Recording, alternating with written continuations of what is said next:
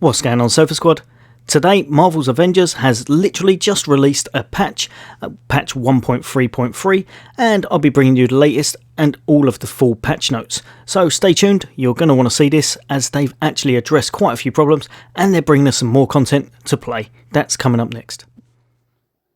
Pew, pew, pew, pew, pew. Pew, pew, pew, pew.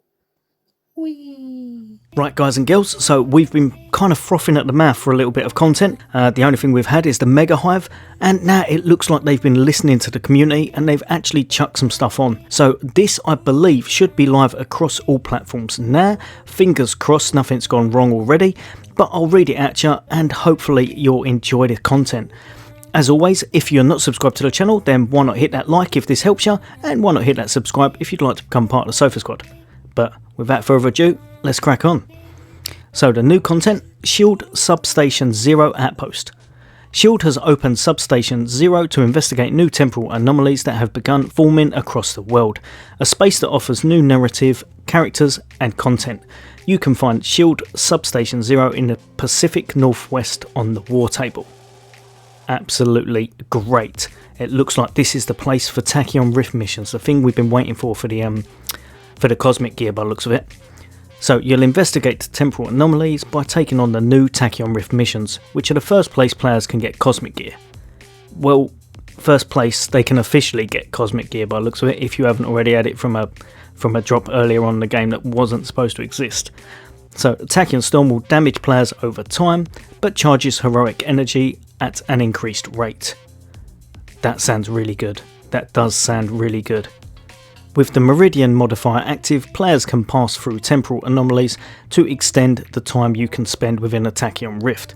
A late game offering, Tachyon Rift missions require 140 power level or higher for superheroes to play. These missions are available once per day. So basically it's a new daily. That's great, that sounds really good. So just down there, they're showing a few of the other things that they look like they're addressing. So it's addressed multiple cases of infinite loading screens. Multiple crashes have been resolved, improvements to save data integrity, improved reliability of backup saves, fixed issues that would sometimes cause Abomination to become unresponsive in war zones, never had that one myself, reduced how often trapped Inhumans and SHIELD agents will ask for help, companions will now help hold an area in war zone missions. They still won't activate the small code terminals to prevent them from accidentally messing with your progress. Right, that's a good start, so it's making it so they can't screw the game up even more, which is always nice.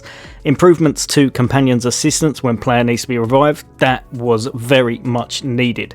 How many times did you go down and your player was running off into a wall for no apparent reason, or just attacking the biggest guy in the room just to die 20 seconds later?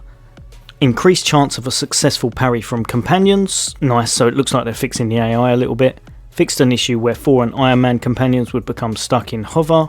Haven't had that one myself. Movement speed increased in outposts when in Avengers Initiative. So you can finally run. Rather than that really weird, awkward jog that looks slower than walking, it looks like you can run there when you're kind of in the outposts as such. Nice. Remote faction terminals are now available in outposts. These devices allow collections of faction assignments and villain sector bonuses, sector bounties, without the need to visit each faction coordinator in person. That is great. I've actually got a friend completely locked out of the SHIELD carrier, so I'm sure he'll be happy for that. Removed requirements to purchase an item from Chastity McBride when visiting her for the first time. Prevented the majority of cases of enemies getting stuck behind doors. Wow, this is a good one. I'm so glad they've done this. The amount of times I've had to restart missions because of this. Enemies stuck behind doors will no longer get stuck behind doors. That is just really, really good to hear. Fixed an issue with destroy core objectives in Warzone missions where players could complete steps out of order, thus halting objective progress.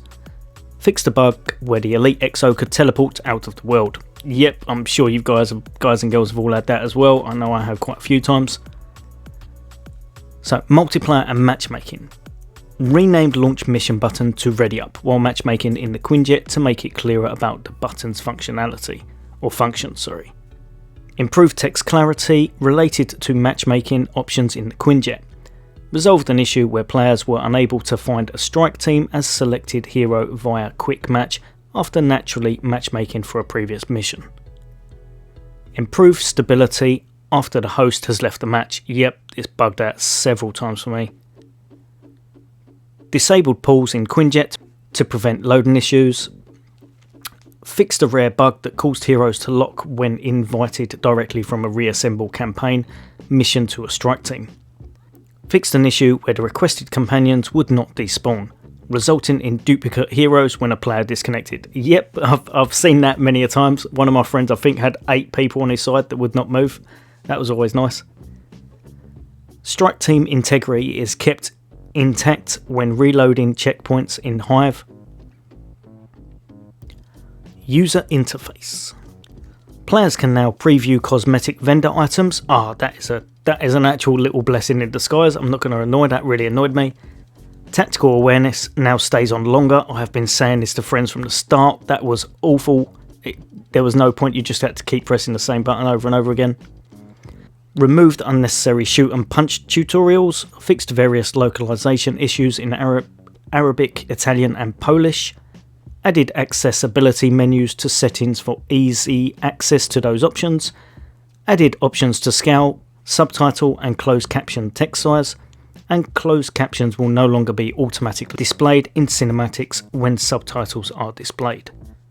Right, so on to the combat. Fixed an issue that would cause some players to not be invulnerable immediately after reviving. Yep, definitely had that. Fixed rare issue where Black Widow would lose Veil of Shadows buff shortly after triggering. I've had a friend absolutely, I think he stopped playing this for a while because of that. It kind of got a bit annoying for him, that and not being able to get the exotics. Fixed an issue with Iron Man where counterfire would not always trigger after evading. Tuning? Okay, I think that's just a subcat for the next bit by the looks of it. Improved Captain America's melee combo flow. Refactored the modifiers Fisticuffs and Torpedo to only buff the player, not enemies.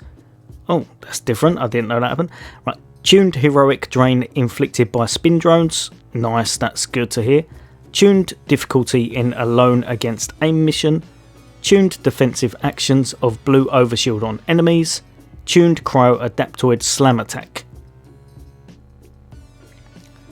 Gear challenge and rewards. Implemented a fix that will retroactively grant Iron Man's iconic outfit for players who previously lost it due to a bug. That's always good to hear, as I'm sure that's happened quite a few times. I think it's with more outfits than that, actually, to be honest. Fixed issues where hero challenge cards rewards were being scaled by difficulty. Re-enabled skipping challenges from the hero challenge card screen. Fixed several issues where the tracking of various hero challenges. Fixed an issue with the Force grips of Veneral's Maw, where boosting didn't properly unlock perk. Extended pickup radius reward drops. Fixed several issues where deciphering rare patterns at the fabrication machine wouldn't award a cosmetic item. Oh, I didn't realise that. That's a bit of a pain. Fractured Hulk skin is now properly unlocked and accessible in the outfits menu when awarded.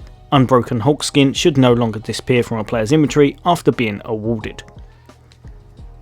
Fixed the appearance of both talisman artifacts in the gear menu.